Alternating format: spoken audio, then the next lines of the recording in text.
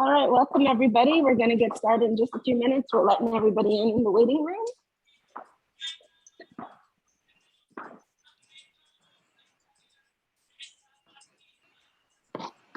And Holly Ortiz, panelist. Yes. Okay.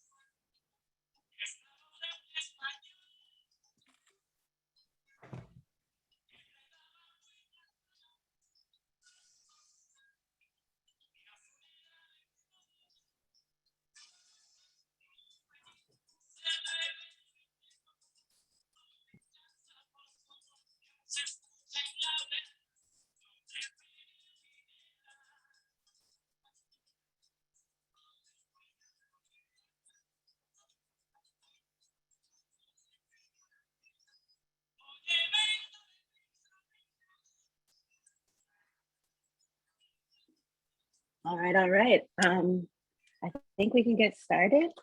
I know some folks will keep joining. Just so that you are aware, if you didn't see in the chat, we do have actually 3 channels if needed for interpretation. We have an ASL, American Sign Language channel. We have a Spanish Sign Language channel, LSM, and then we have from English to Spanish spoken word channel. So you can just follow the prompts to get to that proper channel if needed, and we'll repeat that message or pin that message. So as new people join, they're aware. We want to make sure that this is accessible to all people. If you have any other questions, feel free to buzz us in the chat. And I am Angela Angel with Black Lives Matter, and I am going to turn it over to Dr. Canela Luna Martin Acosta. All right. Thank you, thank you, thank you. So today we are joined for this dialogue amidst Latinx Heritage Month. We're going to start with introducing our panelists. First, we have Carmen Acosta, a retired NYC DOE professional school counselor. We have Brandon Jones, and she's representing Puerto Rico. We have Brandon Jones, an Olympian, as well as a cloud data operation engineer and an entrepreneur representing Belize. We have Yvette Lewis, the head associate women's coach at Hampton University, as well as an entrepreneur representing Panama. And we have Holly Ortiz, am I saying that correctly? A licensed teacher and entrepreneur, thank you, representing Cuba. All right, so today we have an excellent partnership between HBCU Pa'lante and Black Lives Matter. And we brought these people together so we could have a discussion about some of the things that we experience as Afro-Latinx persons. So we're just gonna jump right in. Oh, and my name is Ganela Eatman. I am the CEO and founder of HBCU Pa'lante, as well as a professor at Hampton University. So like I said, we're gonna jump right in. So what's in a name? I saw the post, the initial post on the Black Lives Matter Instagram, and a lot of people had something to say about using the term Latinx. So let's get into that a bit. How do you all feel about the identifying categories? So I've heard Latino, Latina, Latinx, Latin, Hispanic, Chicano, Chicana. I want to get some feedback and how we should move forward with the language.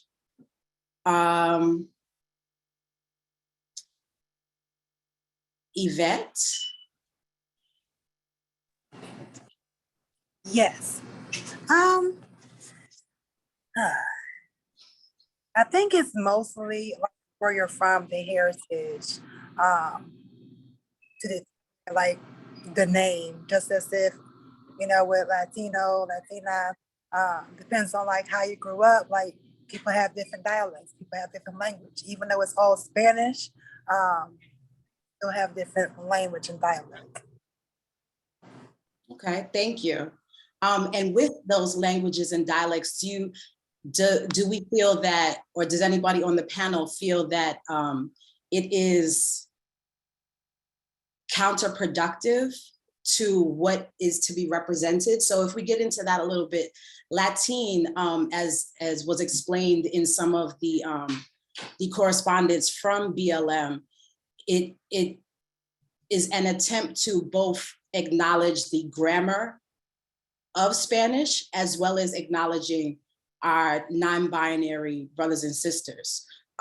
So with that said, Ms. Acosta, how do you feel about the use of Latinx, Latin?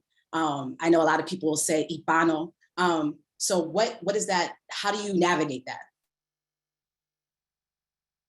You got to unmute. Okay, as at this point, I'm the elder statesman here, and as being the elder statesman, I don't think that across the board we acknowledge the different vernacular that's being used today. I mean, we're comfortable with where we came from or how we grew up, so it's soy puertorriqueña, you know, from el barrio, or, you know, I'm a New Yorker or a Brooklynite.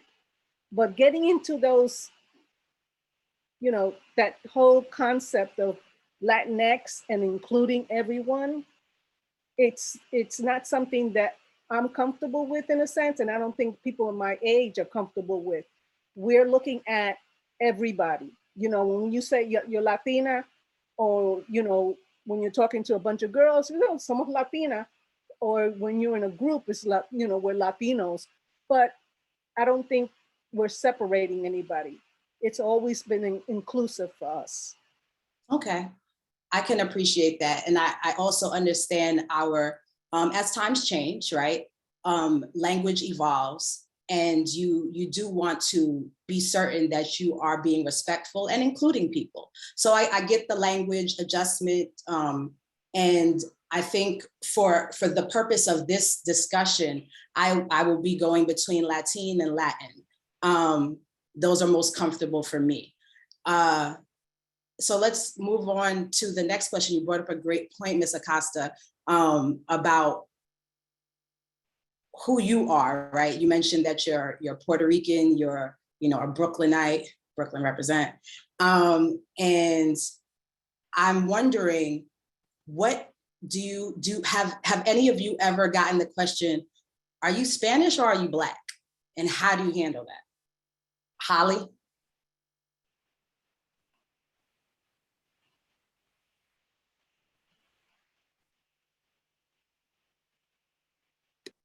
Can you hear me? Yes. Okay. First off, thank you, Doctora, for having me. It's an honor to be on this panel. And so for your question, of course, I've received that question. Number one, I think one thing to consider is the fact that the color of your skin certainly plays a significant part. And I would say particularly in the United States, because of the way colonization occurred, I think in like the Latino American countries in comparison to the US. So as far as, are you Black? Are you Spanish? I've heard that over and over and over again. And so what I have learned to do is invite people to learn. And so in those spaces, I will let people know that it is not a race, that race and ethnicity are something completely and totally different. Absolutely, I can definitely understand and I've experienced that. And just to go a little bit further, right? To have a conversation about being Spanish. I'm not from Spain. I've never been to Spain. And so I often correct people when they ask me, well, are you Spanish? I'm not. I speak Spanish, but I am not, in fact, Spanish. Mr. Jones, Brandon, how have you dealt with that? Is it a little bit different being from Belize, having dual citizenship? I pretty much take it as it comes in. Like I got that in college. Going in and I'll get one of my teammates, or I'll get some of my little bros. Find out, you know, I'm Belizean American, and they'll be like, "Oh, so you Spanish, huh?" I'm like, not even close. I'm not even in the same area. Like I'm down. Like I'm down, not up. So I always educate. First thing I do is educate them. Hey, man, by the way, you know, I'm in Central America. You know, not Spanish. You know, I give them a little history on what Belize really is, and you know, just put them in like that. But you know, I never really. You got to come with a place of love and let them know, like, hey, I mean, I know you're kind of joking, or you just made me a little bit ignorant to what the difference between both are. So you know, I just kind of take it like that. Okay, so you take the route of educating. Absolutely, got to. I mean, I joke a little bit with it. I'm gonna clown them for sure. But after that, I educate them. Okay, I appreciate that approach because we're all ignorant to something, right? And we need that assistance sometimes, especially if you haven't been exposed to those things. But can I add something? Absolutely. Sure. I think another thing too is, I think one reason that people are confused between the two is also because of the position that media plays in the game. Social media, novelas, you know, all of the different channels. And I think also the musicians. Oftentimes people know Celia. Mm-hmm. And I mean, now, thank God, there's like Sech and Amara La Negra, and we're beginning to get more, and when I say we, I mean those who identify as AfroLatinx, more space. And I think that does help. But I also think that we're kind of battling with that aspect. And one thing I do also do too is I share a lot of posts on Instagram to help, to show what it really means, and also how we have always been there too. And that our presence, and I'm almost done, that our presence has been dominated. It just hasn't been advertised. Touche. Completely understood. Thank you for that point. The fact that we've been here, it's just now that I know for me personally, when we speak of being Afro-Latin, like how does that feel? What does that look like? Just this week, somebody said, but I thought you was Black. I am, it never changed. However, I do speak Spanish. So in understanding that, how do you all come into your workspace? You all have different, you all work in different industries. What does that look like? I see Holly already has something in mind, so let's go for it. Oh my goodness. Um, the reason I'm laughing is because I literally just experienced this the other day. I have a little side hustle, and it is an empanada business. And one of my coworkers happened to bring it up at an after hours event. And at that event, I had someone say, well, why did you choose empanadas? Like, why that? And that opened up the conversation for who I am. And it was like, okay, but it was almost like I had to prove that our existence is not only valid, but that it's legitimate. And so I think I have experienced that because I'm a native New Yorker, but I think that I have experienced, so shout out to us wherever we are. But I think I've experienced that more in the South. But as I kind of think about it within the North too, because I'm from Long Island, but it's almost as if you have to choose one or the other, and that's going to be acceptable to us. Whereas I'm both, and whether or not that's okay for you, I'm here and my presence is here and I will make it known and I'll make space for other people. So I say all that to say, I allow teachable moments. I'm also a teacher and that could possibly be why, but I allow moments where I am helping to educate people, where whether I'm talking about the food, the connections to what I'm teaching, or even just how we do things, you know? I always try to add a little sazon to it, but but yeah, it is definitely an issue. And I have found that I'm not prevalent in this area. And because of that, I find myself being the spokesperson, and that's a good thing and a bad thing. So. And I'm sorry, what area is that you're in? Okay, so now I'm in the 804. So Okay. shout out to Richmond. But I am an ODU alum, so I spent some time out there. And the Hampton Roads, Suffolk, Norfolk, Virginia Beach. Okay. 757 Coastal Virginia. 7 cities. There you go. I named them all.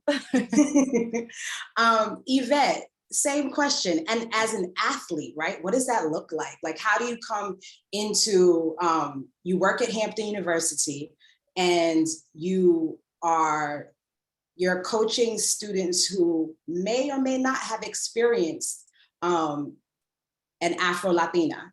So what does that look like for you in your workspace? For me and my workspace is actually a plus. I just got one of the highly recruited athletes in Florida committed to Hampton University. Come to find out, her mom's side of the family is Panamanian. So when they found out that I was Panamanian and I ran for Panama, it was like, oh my gosh. So it was like a plus with that. So it's a good thing. And when I was running for Panama, like I live in the States, but I ran for Panama. It was a good and bad thing. It's like, oh, well, you live in the States, but you run for Panama. Like, why you don't live in Panama? So it was like a good thing and a bad thing about that. But for my work industry, it's a really good thing because I can relate to a lot of athletes, people, parents, families, because they are either Latino or whatever country they come from. So it's like a big plus. Like, oh, well, I can connect with her.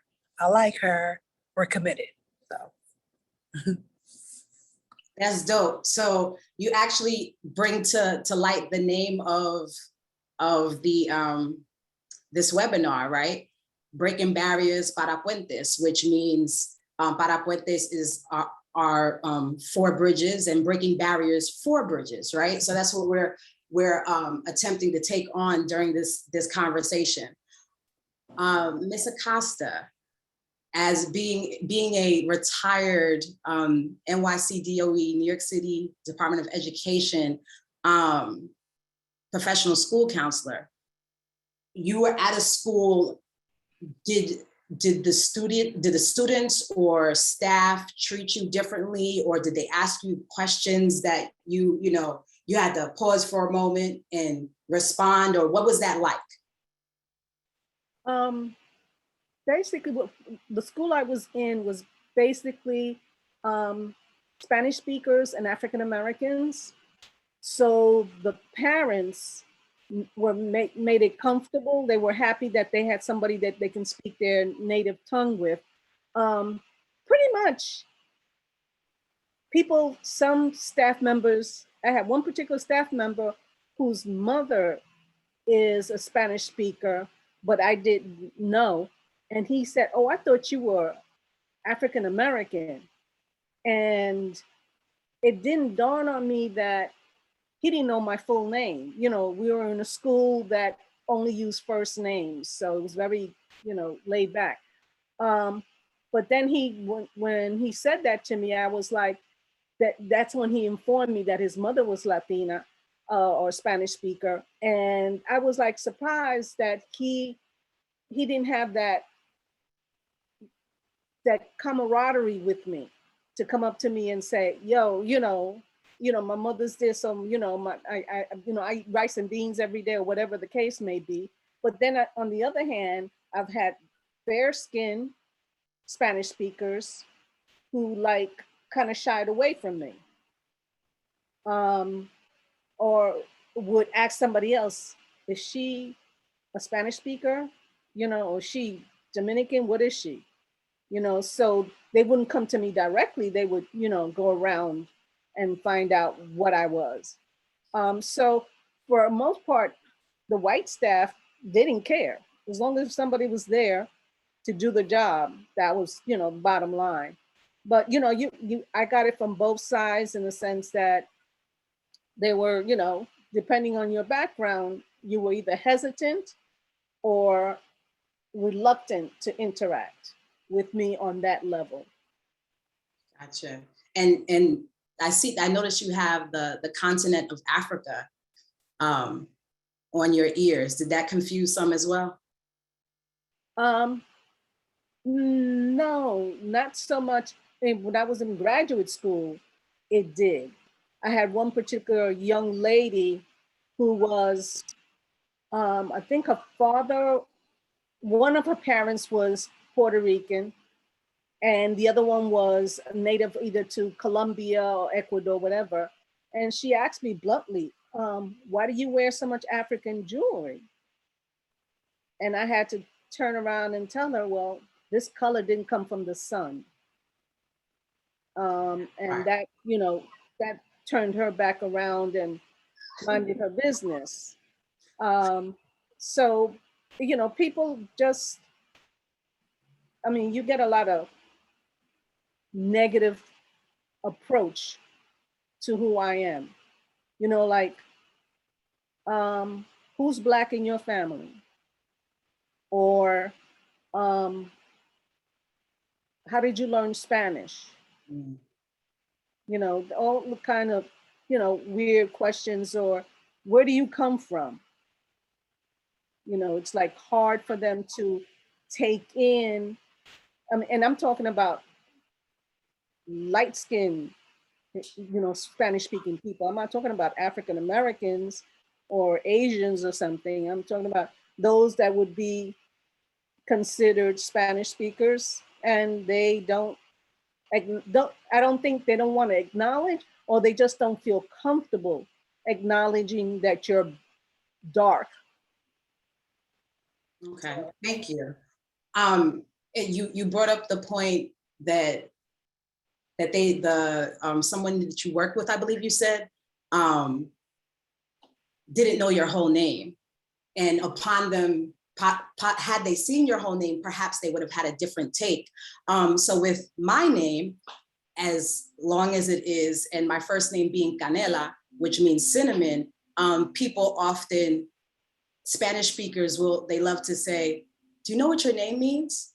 Yeah. I've had it all my life. So yes, I do know what it means.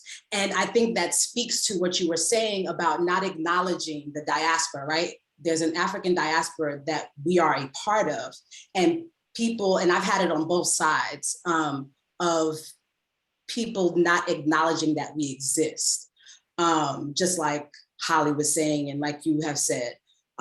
So I think it's important to, whenever you have the chance, whenever you have time, everybody's not an educator, right? But it is important to rep, right? And to show them that we are here, we are a thing, and it's not just because it's cool, right? It's because this is who we are.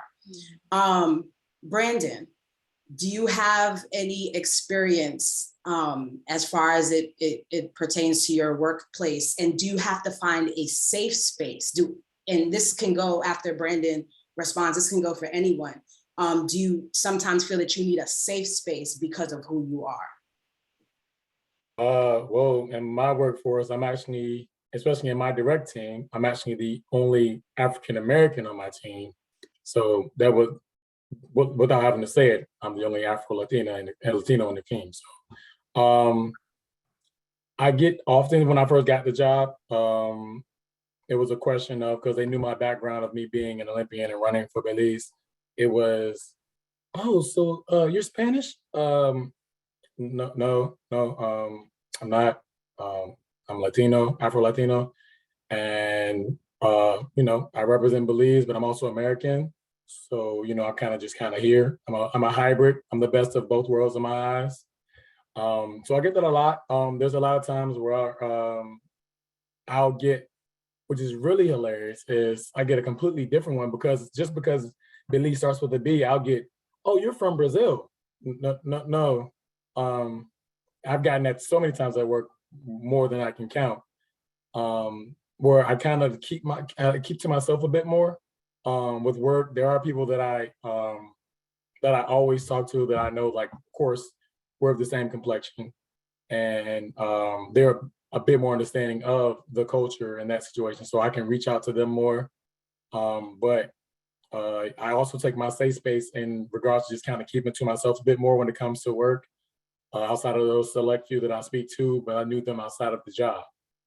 But yeah, I get it quite often at work. I actually got it last week.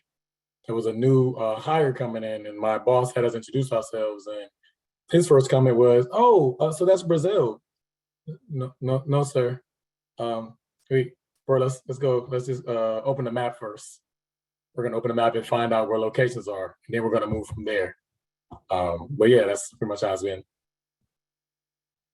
Oh, and on the Belize side, of course, as an athlete, I haven't gotten it. Actually, they don't. Of course, it's easy traveling other places and going outside of the U.S. Running internationally. It's actually a different experience. They acknowledge and understand it a lot more outside of the U.S., which it makes it more comfortable to be in those countries. And I'm just not just Spanish speaking countries. I've between Australia and in Scotland, and just being in those locations, you'll get that level of understanding where it makes it a bit more comfortable because of the fact that they've had the experience of these previous athletes coming in that, for lack of better words, look like me.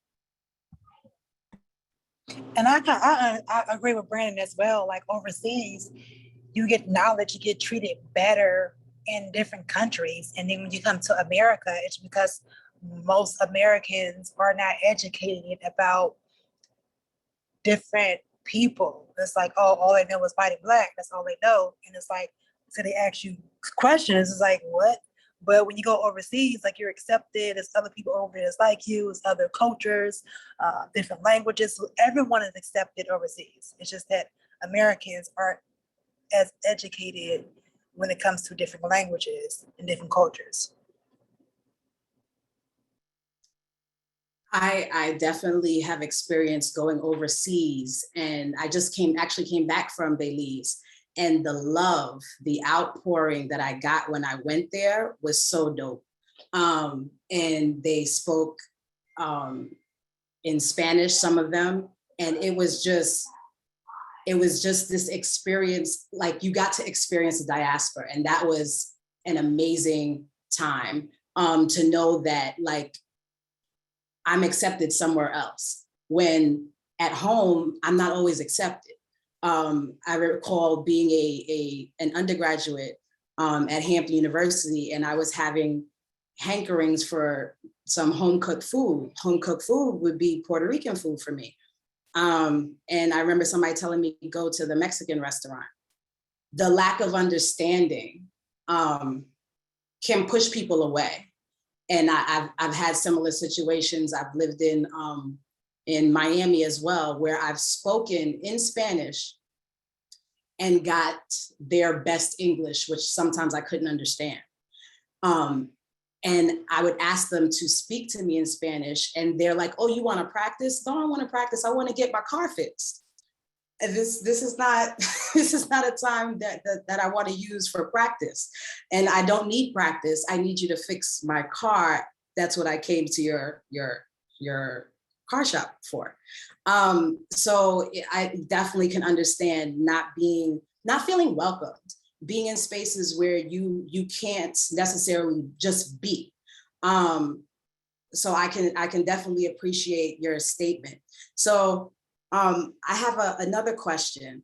How do you all feel about the statement, "We all came from Africa and just got off the boat at a different stop"? What is that? How does that resonate for you all? Ali?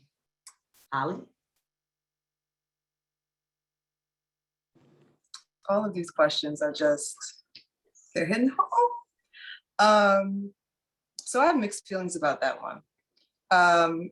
Partially, in some ways, I do like the fact that it is uniting and it brings people together. However, it is also a way to erase the voice of others.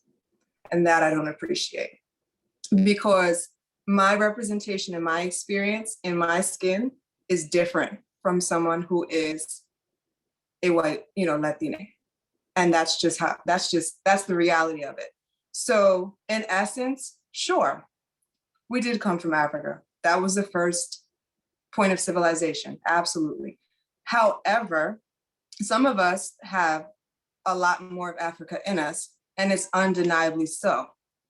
And for those who may not have that melanin, there's an expectation that you educate yourself, at least on the remnants that we have within the Latina community from Africa, the homeland.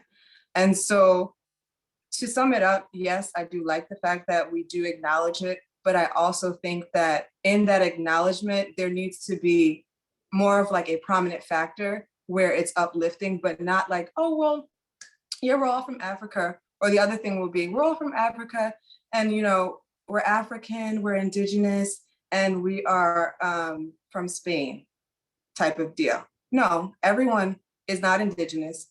Everyone doesn't have a whole large percentage of Africa within them. And that's okay, but don't allow for that to take the voice from other people. So that's my take on it. Thank you. I love your explanation where you understood, or for you, it hit both sides, right? It acknowledges that we are in fact African, but we don't want erasure either. Ms. Acosta, what say you? Well, yeah, I'm happy, that saying is that, yes, we all came from the motherland and we all got dropped off in different places. And that brings us together. Patty's point, I never thought about that in a sense, if I understood it, in a sense that that there are going to be generations of us who have mixed so much to the point where the issue today is, "Oh, we don't look Latino," because what they portray is the very fair-skinned person with the long hair and the long eyelashes, the whole bit. And I don't, Holly's point is right. I don't want to dismiss them because they're fairer than I am. But I also want them to be cognizant of the fact that you come from Blackness. I think sometimes they move away from that and they lather themselves up in that whiteness that, when you talk to them, it's like they have no concept of the Blackness that's in them. I've met several people that have come up to me, and you know, we've become friends. They're Spanish speaking people, and they've said, you know, my grandmother is your color, or my grandfather. And that acknowledgement is important because they got that wiry hair and they're, you know, they're fairer and they're, you know, so to me, I get to the point where I feel more of a kinship now with them because they acknowledge that, you know, that ancestry is going back to the motherland somehow. Thank you for that. Acknowledgement, right? Nobody wants to be not included in something that is essentially your birthright, right? Like we all have different experiences. However, the fact of the matter is we are Black and we are Latin, right? Brandon, the statement, we all came from Africa and just got off the boat at different stops. How does that resonate for you? Well, I mean, you know, Mommy and Holly said literally everything. So I don't echo them, you know, but not like they literally pinpointed everything. Like it's a double-edged sword where you feel for it, but then again, like yo, you can't just it's limiting, you know what I mean? Mm-hmm. So I mean, literally, I'm just gonna echo what they say because they literally took the definition of everything. They put it all together, said, "Oh, here's the answer on a platter." So, yeah. I could definitely appreciate that. Yvette? I kind of agree, but like when you first hear it, it comes off as ignorant first, like, oh, we all stops. It's like, what? But at the same time, I guess it's something that people can use for all Black people together.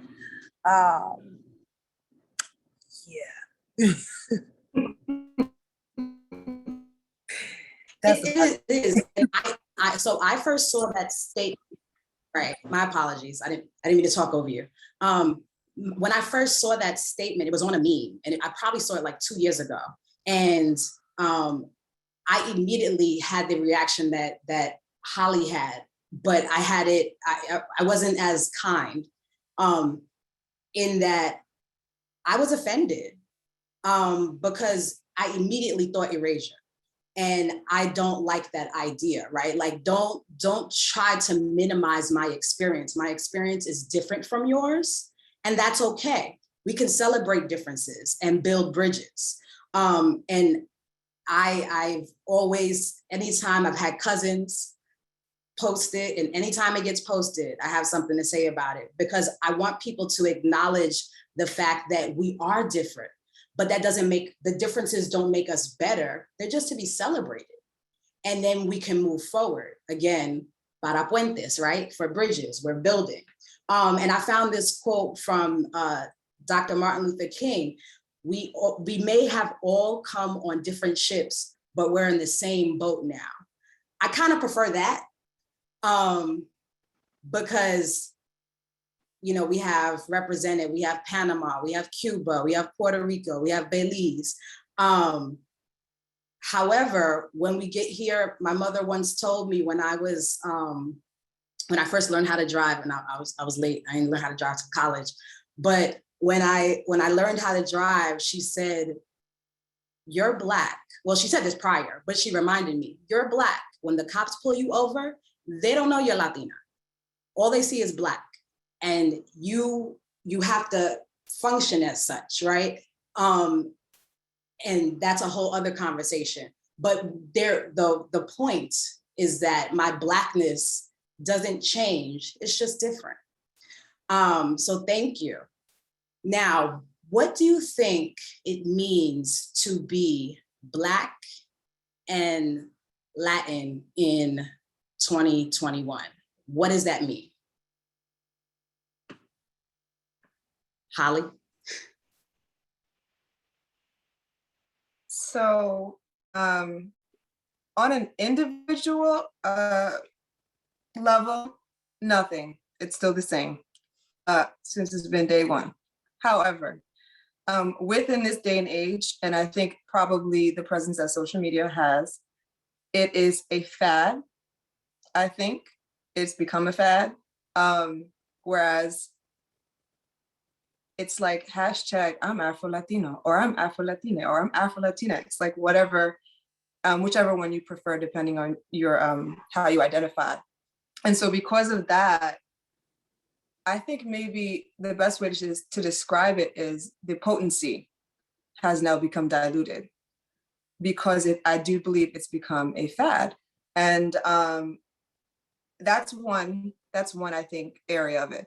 Now, I do see a lot more that in that same way, I feel that our voice is becoming a lot more powerful and a lot more prevalent, and that excites me. Even with, I don't invalidate anyone's experience because I'm not in their shoes, and I think everyone's experience is valid to them. And I definitely would extend that grace, because I would expect that to be returned to me as well. But as far as what it actually means, I think in some ways, our voice, like I said before, is becoming stronger. And I think some of the issues that we face, I think people are beginning to see that one is not obsolete, but it's the same, right? There's an intersection. And I think between like sexuality, because of gender, and the LGBTQIA plus community, how their voice is becoming stronger as well. I think kind of we are almost parallel in that sense in terms of growth. So yes, that's what I was saying.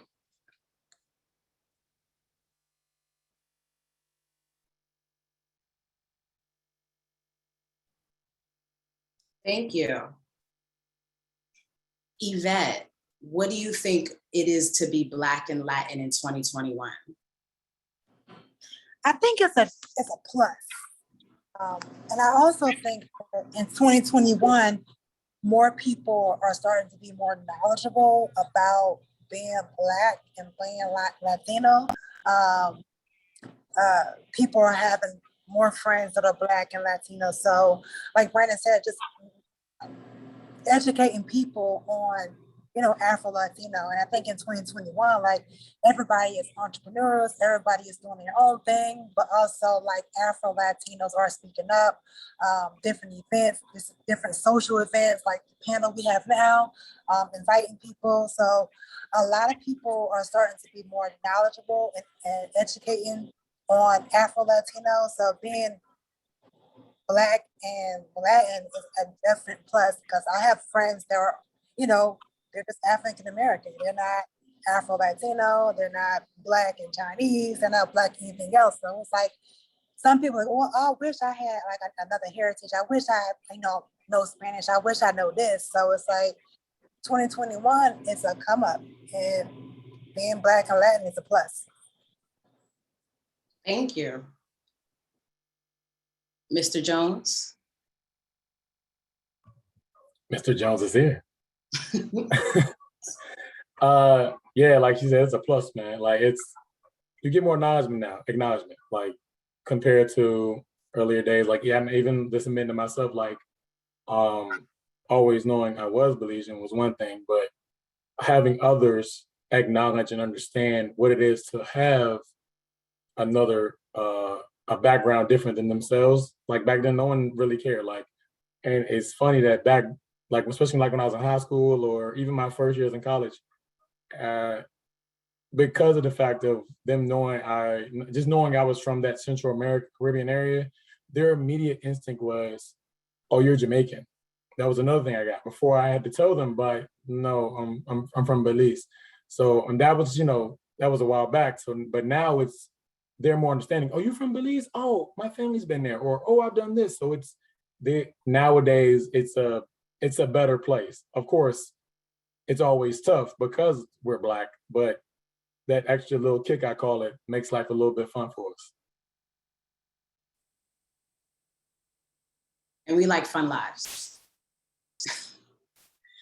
And Ms. Acosta, what does it mean to be Black and Latin in 2021? I think it to me, it's a plus. I have this color that was given to me by my ancestors. Definitely. And culturally, I have learned about other ethnicities because of my cultural background. So I take pleasure in looking at other people and trying to figure out, you know, what's a little different about them. Or watching a group of young Black students and trying to figure out who's Panamanian and who's Dominican, and you know, that pleasure in hearing our people speak that other language, to hear them speak Spanish and enjoy it, and they really get into it because it's part of their culture. That it's getting to be even more dominant or prominent now, and it's a pleasure, because when I was growing up, there were very few. Well, I was not around any Black Spanish-speaking people besides my father and some people on his side of the family. Where did you grow up? I grew up in Brooklyn, in Clinton Hills. So it was very kind of bougie neighborhood, because it was brownstones. All the families owned their own homes, and it was the Italians and the Irish, African American, Caribbeans, Black Caribbeans, Germans and Polish. So it was a mixed neighborhood. So even though there were some Latinos or Spanish speaking people on the block, by the time I became a teenager, they had moved away. So I was, you know, on my own. And it was, I didn't have to portray anything. You know, people saw me as Black and I just took it because I am Black. So, you know, there wasn't this, I mean, I know when I was in college, there were two sisters who were my complexion and put on the thick Spanish speaking accent to let you know that they were not Black. And I kind of found it offensive. You know, it's like, why do you want to be apart from the color you are, from the diaspora, you know, trying to make it like, well, I really wasn't there, somebody else was there, you know. And so to me, I'm enjoying this, to be around so many other people, like going to your HBCU alumni photo shoot. And this young woman was standing next to me and she says, "You Spanish speaking?" I'm like, she says, "I heard it." I'm like, yo, okay. And I said, "Where are you from?" You know, I can't remember. I think she said she was Panamanian, but I'm not sure now. But it's a pleasure when other people hear it and enjoy it and acknowledge it. You know, somebody else would say, "Well, she can't pronounce English very well." Where somebody's saying, "Well, she speaks with a different dialect. She knows another language," and appreciates that. So I think I'm having a better time as an adult than I did as a young girl growing up in Brooklyn. Okay, thank you. And to speak to your point, I just went to a restaurant this weekend. As a matter of fact, it was a Mexican restaurant, and I ordered pulpo. And I said it just like this. And the waitress, she did like the quick head snap. "You speak Spanish." Mm-hmm. And I was like, I just said, like, I wasn't thinking about it. I'm reading what it says in the menu. Mm-hmm. And it read pulpo. And with that, I was no longer allowed to speak English. Everything that I said to her had to be in Spanish. Mm-hmm. But it was pleasant. She didn't it wasn't like, "How you know Spanish?" It was more like, "Ooh, you know Spanish." Mm-hmm. And we can converse. So I made a whole salad. It was only supposed to be grilled octopus, but I made it into a salad because I told her to go get me vinegar, a little bit of aceite, had a bed of lettuce, tomate, and I made it, a whole little salad because she heard my accent when I said pulpo. And that felt great. Yeah. It felt really good. Even when I believe it was last year, I was in Harlem. That incident, the one that I just spoke of, was in the Hampton Roads area. It was in Hampton, Virginia. But in Harlem last year, I was in an African restaurant. I want to say they were from Senegal, and I was ordering, and instinctively, I was like, yeah, can I get some plátano with my meal? It wasn't because I was trying to trick anybody up. It just, you know, it comes out. So it came out, and the guy looks at me, he goes, "¿Tú hablas español? You speak Spanish?" And I was like, yeah. And he had a full-blown conversation with me in Spanish, ordered the rest of my food that way. And the conversation that we had, you know, that ensued thereafter. I was so excited, I called my mother to let her know that, like, they saw me, I'm seen. So for me, in 2021, being Black and Latin, I'm being seen. So I echo those same sentiments. So I have a little trivia that I may or may not have told you all about. And, you know, just a few questions just to see where we're at. And anybody whoever has the highest amount amongst our panelists, as we answer these questions, will receive their own Hola Coquito. It's Afro-Boricua owned. And we are going to start with the first question. They're not difficult, so, you know, but whenever you're ready, just come off of mute and say what you need to say, and we'll go from there. So when was the first time, and we're going to use the word Hispanic because that is in fact what they called it initially, right? When was the first time Hispanic Heritage Week, now month, celebrated in the US? Was it 1988, 1968, 1990, or 1978? I know this one. 1968. Go, Brandon. Go, Brandon. All right, let me write down. Brandon got one. All I need is 1 point. All right, next.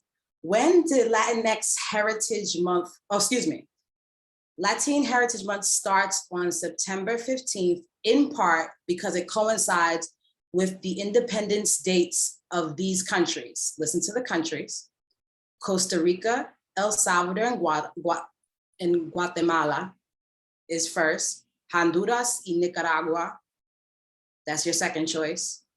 Mexico y Chile, that's your third choice. Or all of the above. All of them. And you're, oh. He might be wrong. He might be wrong, I just sis. guessed. So what you thinking, Holly? I was gonna request that you Phone a friend?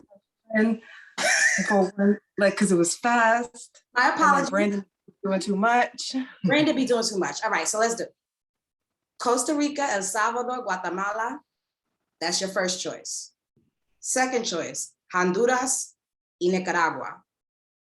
Third choice, Mexico y Chile. Fourth choice, all of the above.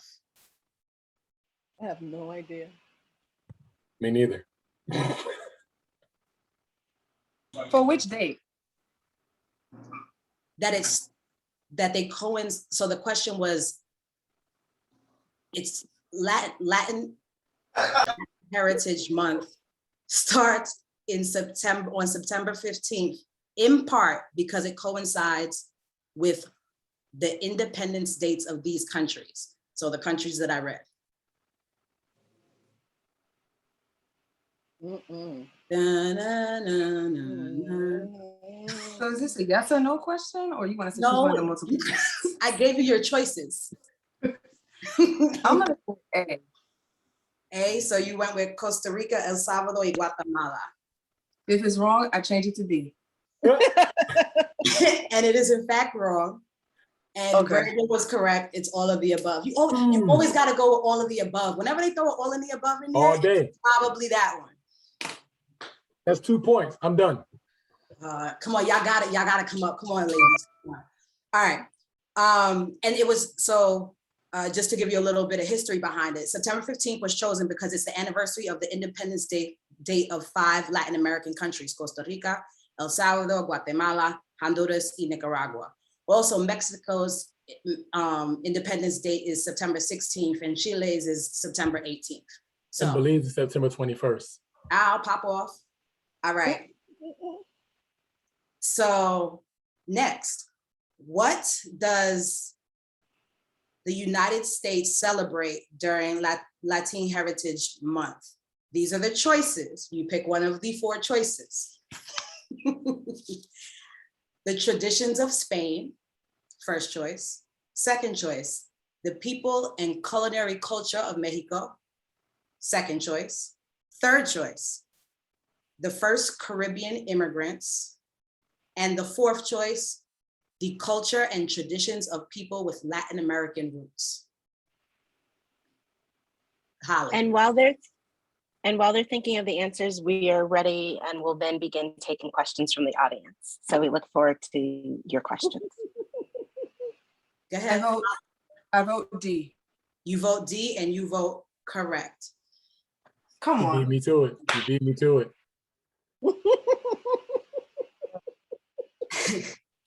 Do we have time for one more, Angela?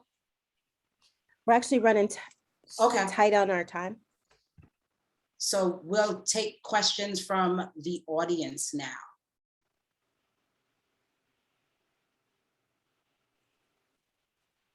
I can't see them, so I would need your assistance, Angela. Got you. Sorry about that. So we have a question from, forgive me, Sulema Arzu Brown. And so we are going to bring you up, Sulema, for you to ask your question.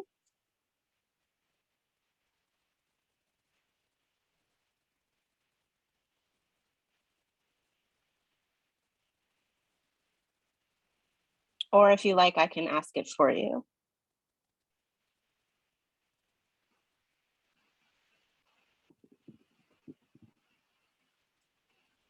I don't see her coming on, so it's fine. I'll go ahead and ask it. Sulama says, I'm from Central American, Honduras, a proud Garifuna woman. So forgive me if I didn't say that correctly.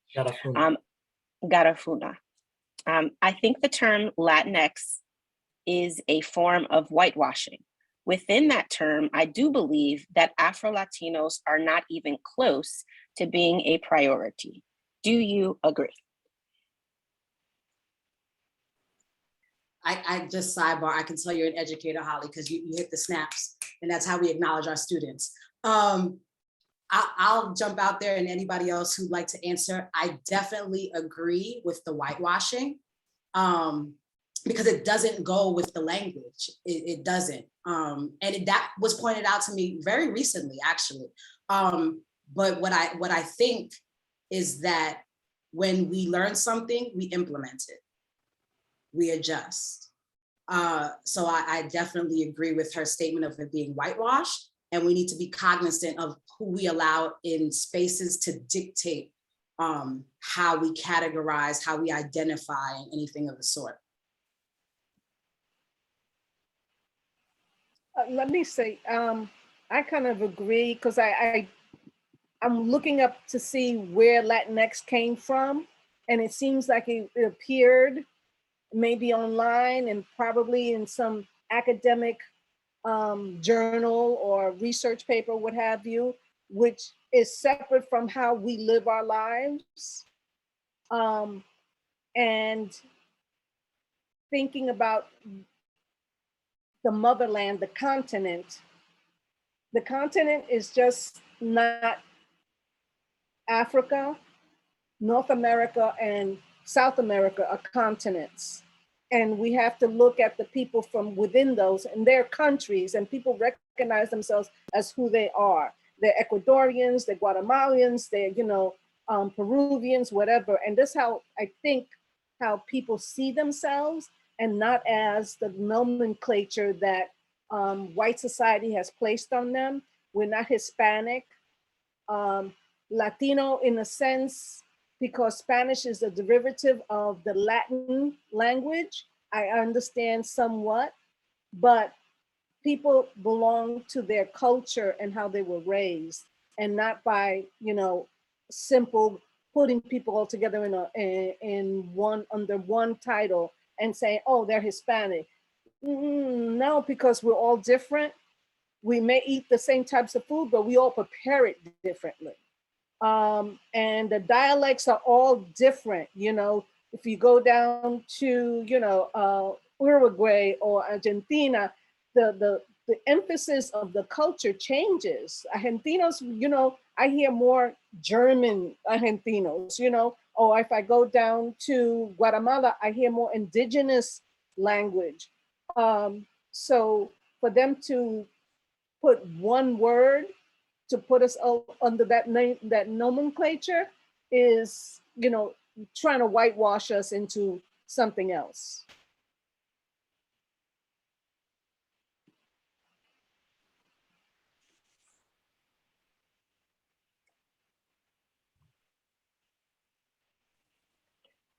Awesome. Oh, I'm sorry. Holly, did you Oh, have I was good. I just wanted to add one thing really quick. I think I have noticed that, and one thing I do, probably shouldn't do that because it's a waste of time, but sometimes I'll go under the post and I'll read the comments. And the conversation is, it mirrors what Ms. Acosta was saying, in terms of there is a whitewashing aspect, but I also think that there is an LGBTQIA aspect that is more so, I think, undergirding that transition that happens within the language. But to be quite honest, as you pointed out, Doctora, it doesn't go with the language, and the fact that there is feminine and there is masculine, but then it's the conversation of gender and pronouns. And I think it's more accommodating towards that, I don't want to say agenda for a lack of better words, but I guess for what goes in that category or with that, idea or that school of thought. But also to point out what you did say, I do believe that we aren't a priority. And I think that's kind of prevalent too.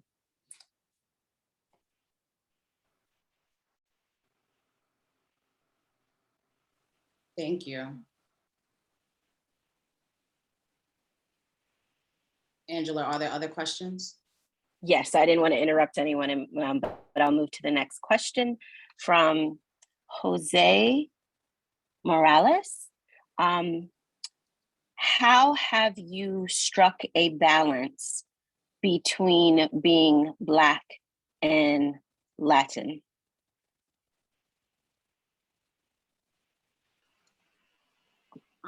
For me, I'm going to all the events. I'm going to my HBCU homecomings. I'm going to the PR parade. I'm going back to Puerto Rico. I'll visit Belize. I celebrate it all. Again, like I was saying earlier, breaking barriers para Puentes. And I truly believe that. The only way you can break barriers for bridges is by speaking out when necessary. When you see somebody saying something, doing something that doesn't speak to the culture, you say something. So by living both of them, I'm definitely celebrating both of them, taking the time to celebrate early and often.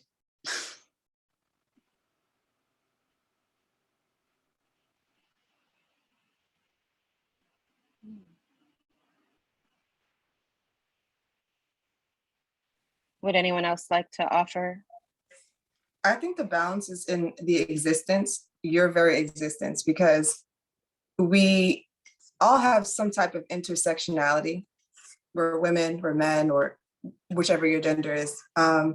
We are short hair, long hair, we're teachers, we have professions, and we're mothers and daughters, and so on and so forth. So I think sometimes it's dictated by the environment, right? And so I teach at an all Black school. There is not many Latinos or Latinx within there.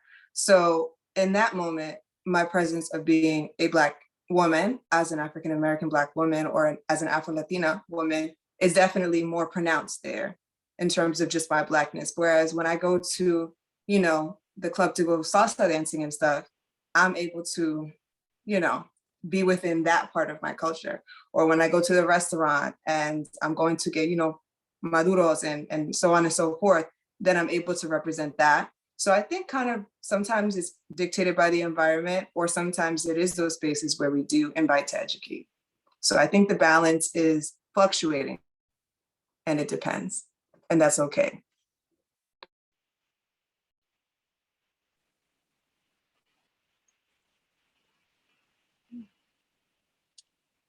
Okay, then our next question comes from Eduardo Lopez. He says, do you think that the racism perpetrated by white Latinos against Afro-Latinos here and in Latin America, excuse me, is given enough attention?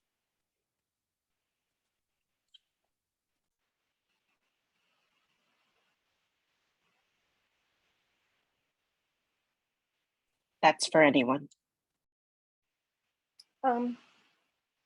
What I'm hearing, he's speaking about colorism. And that's what I'm hearing. I'm not sure if that's where he's going. If it's not given attention because they don't see it as being Black or white. They see it as a person being, for me, being whatever your culture is, you know, Puerto Riqueña, Cubano, whatever. So they don't separate those two. I mean, they don't separate the fact that you're dark skinned from the fact that you were raised in whatever Spanish speaking country you're in. And I think that's the biggest issue. I don't think it's outright racism to a certain degree. It's just that they view things differently. Yeah, but yet I think that those that are dark skinned Black in those countries are not given the same opportunity, and they don't develop as well as their white counterparts.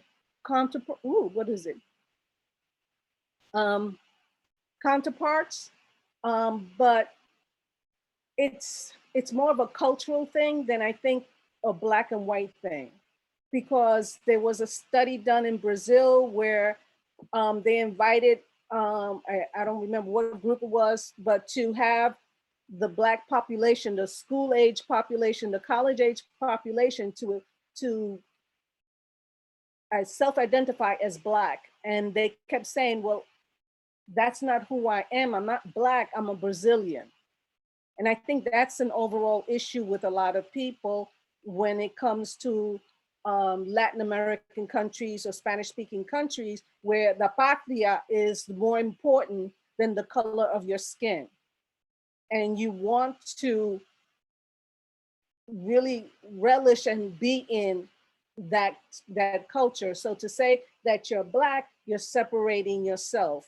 And to me, I don't know, I don't want to call it racism, but yet there's a part of colorism in there, but there's also unfortunately, the whitewashing of those in government who are in control of situations. And to get them out of that is going to take, I think it's going to take a long time for people to start acknowledging, like Mexico just started acknowledging their Black population.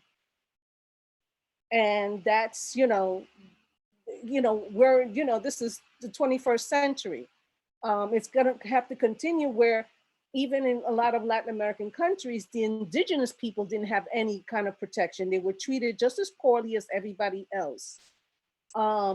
So to me, it wasn't a racial thing, it's a cultural thing. And unfortunately, those that don't have the power because the government, it may be all white, or it may be, you know, whatever language speaking control there is, they don't, you know, they're not sharing the power. So you know, it's very difficult for me. But I don't think it's racism in general. I do think when we view it, we see racism because that's our point of view. But when talking to people of that country, they don't see it because that's not how it's approached to them. That's not how they were reared. That's not how it was presented to them. And that's not their viewpoint. So for us to put our perspective on somebody else is difficult. You know, you can't do that to people. You have to allow them to develop in their own way. You may assist them and show them different ways of living or showing different ways of developing, but you can't just say, oh, well, that's racist and that's the end of it, when they don't understand it the way Americans understand it or Africans may understand it because of the political government situation. So I'd like to add to that. You mentioned patria. So patria is nationalism, right? So to country first, then it's color. And when you take the construct of race in America and try to place it on something else, that's where you get confused. What we often see is, oh, well, that person's racist because they're saying they're not Black. I had my grandmother who was, who is Puerto Rican. When I remember as a child, when I was growing up, I remember her telling me, I said, am I Black? She said, oh, no, she said, tú no eres negra. And I was like, but wait, you call me la negrita de abuelita. So how am I not Black? What I began to understand as an adult is that Black is synonymous with African American, and we are not. So that is what some people, not saying that there isn't colorism, because there definitely is, but when you hear somebody say they aren't Black, sometimes the fact that they think Black, they think African American. So when people would ask, I remember somebody asking my grandmother, oh,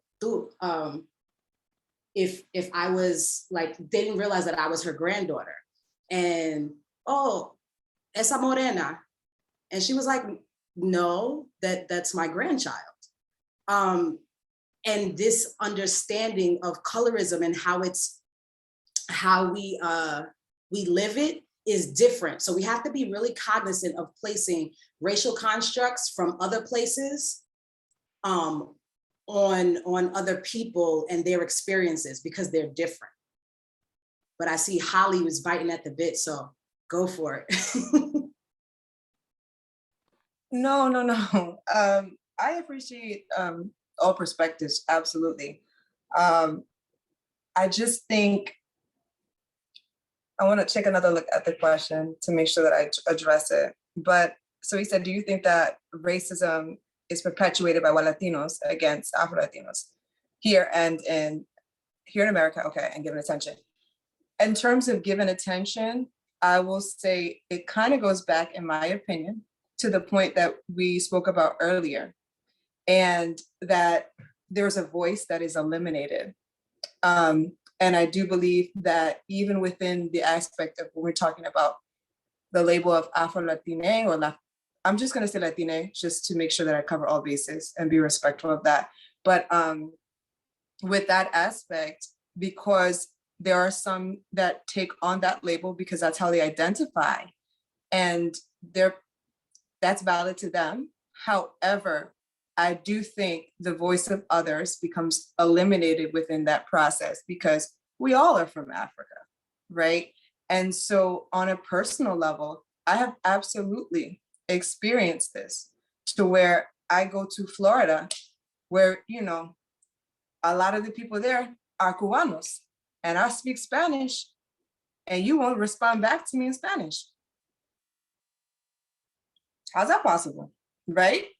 But then I may go to a different Latino country, like for example, Panama, and I speak Spanish, immediately somebody will speak back to me.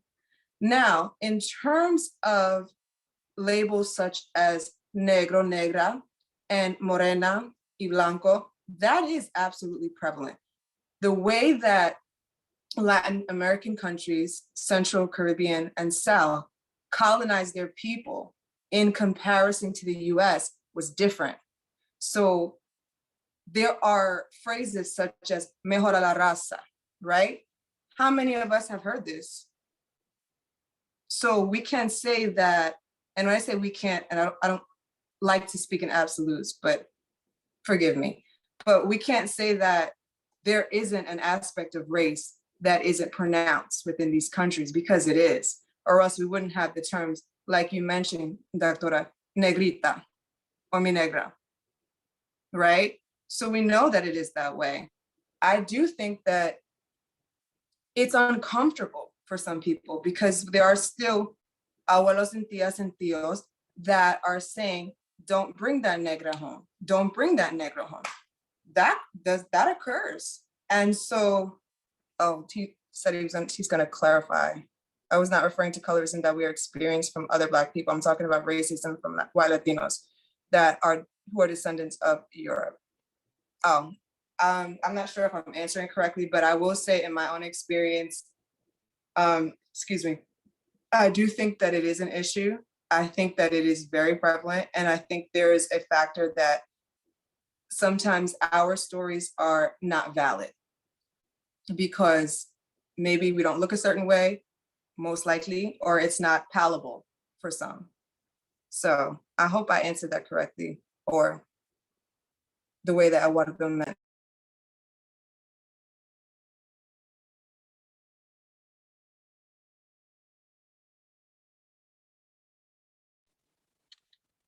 Awesome.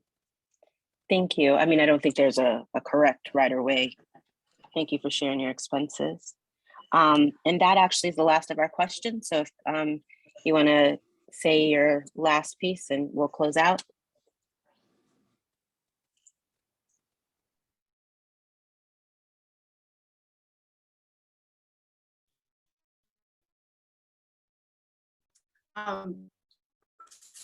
For me, I'm thankful to have this space to be able to begin having these discussions para Puentes because it's important. Thank you to the panelists for sharing your experiences, being candid, and taking the time out of your day to do so. Anyone else? Yeah, I just like to thank the Canela and allowing you to join this panel. Just hearing different experiences and seeing the responses from others. It's been enjoyable. I've had fun and, looking forward to more panels as they come. I want to say thank you so much for having this event. For those who are behind the scenes, who are adding, thank you to the interpreters, the sign language people. I think that's so cool. And just the topic in general, I think is so necessary and so relevant. And this right here is doing the work, right? The work that we want to see within our community. And so I'm so happy to be a part of it. So thank you. Well, thank you for inviting me to be on this panel. It has been the first panel I've ever been on, and the topic was definitely something that hit home.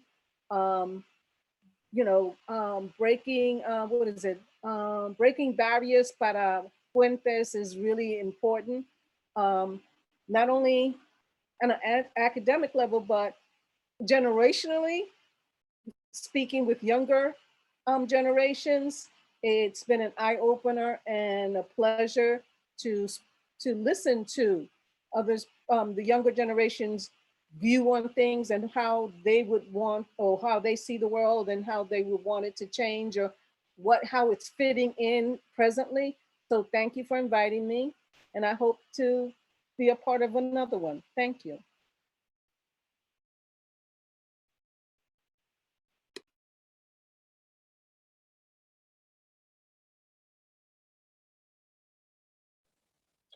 Awesome. Well, thank you to all of our amazing panelists. Thank you to HBCU Pa'lante for this awesome partnership and for building with us and for sharing your experiences.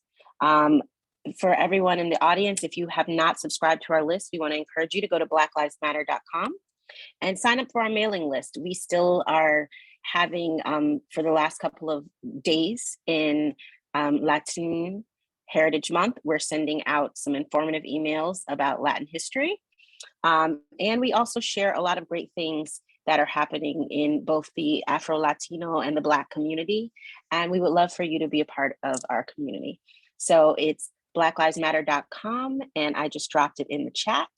And we hope that you have a great day. Thanks for joining us. Have a good night.